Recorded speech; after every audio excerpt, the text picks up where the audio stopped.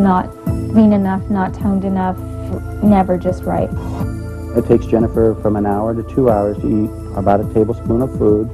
Chewing reminds me that I'm eating, and eating for me is so taboo.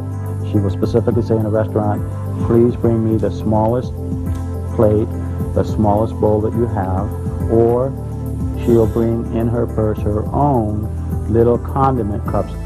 I've been in and out of several different treatment facilities, all of which I feel have not been the right fit for me. Others have suggested that Jennifer be completely removed from our home at 22, 23, living by the choices that she's making. I could probably have a heart attack or a stroke in a minute and not even know it. I firmly believe that Jennifer is on her final days of life. I don't think about expiring in my personal heart, in my opinion. I know that only God knows. I don't want to lose my daughter. That's why it makes me feel very sad. And it makes me want to cry because I don't know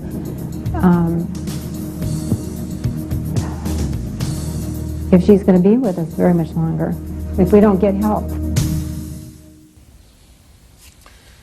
Do you agree with that? Do you agree that if something doesn't happen soon, that you could die? I do believe that I'm in a pretty serious medical situation right now.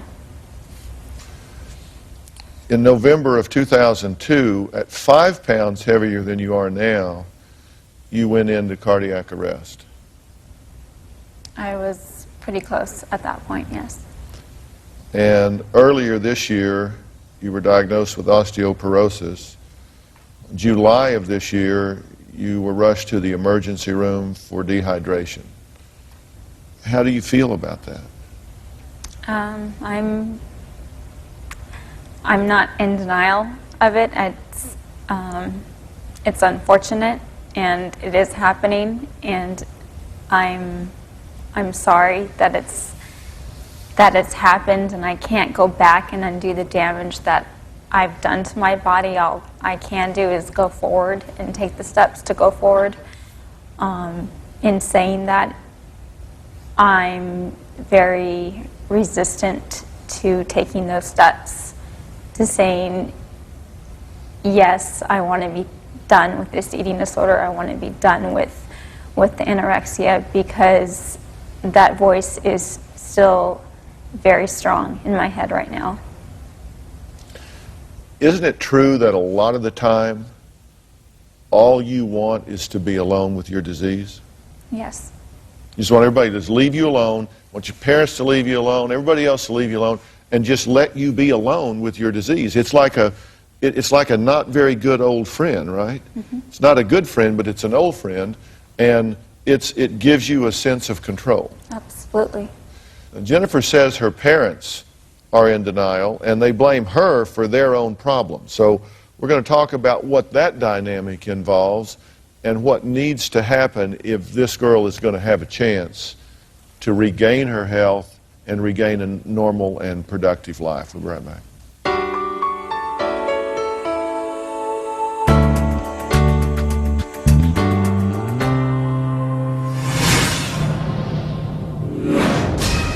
When you live with someone with an eating disorder, it's all about power and control. It makes me angry.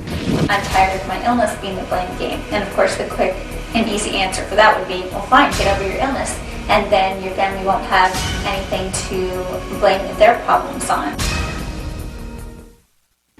Shut your mouth. Make me. Sisters-in-law go for the jugular. You want her to die? Yeah, that is pretty psycho. I know you were in lower educated classes, but try to stay up with adult levels here. You're saying, I want to pound her face in, torture her, and then kill her. Come on. And the most intense shows happen in the Dr. Phil house. Twins hooked on heroin.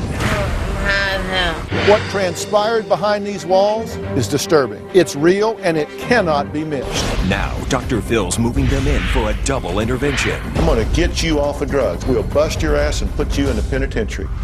Plus, millions watched as Kaylee told her story. They judged my baby. Now, her father, the man accused of molesting her, is back. One polygraph says you were being deceptive, and one says truthful. Jeremy returns. Did you sleep with a 12-year-old girl? Hell no. You don't want to miss a single show.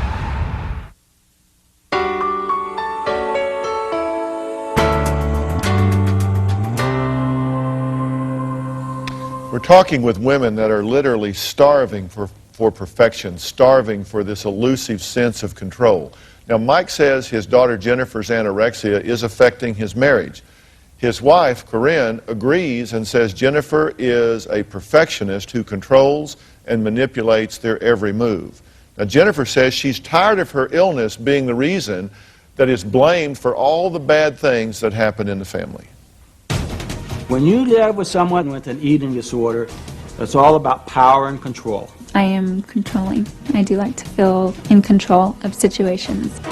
Jennifer makes all the decisions in this family. She decides when we're going to eat, what restaurant we go to, what we put in the refrigerator. My dad goes shopping at the grocery store, comes home with some food that I didn't approve of. I automatically come at him with the questions. Why did you buy this? Why do we need this? We already have this. She will either take and put a grocery sack over it so that she can't see it, or once I've opened it, she'll throw it away.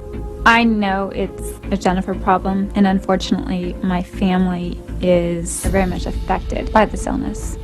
My wife does not like conflict. She wants to be the peacemaker. I have always been more like her mom and best friend at the same time.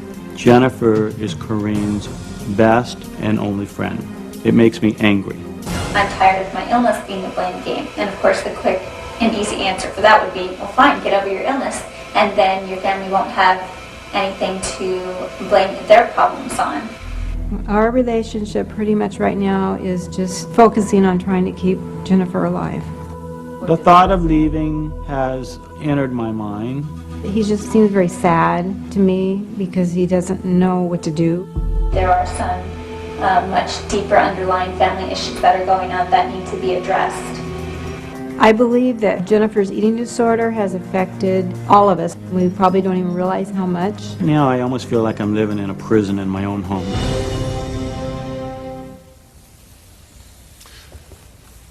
Well, Mike, let me ask you.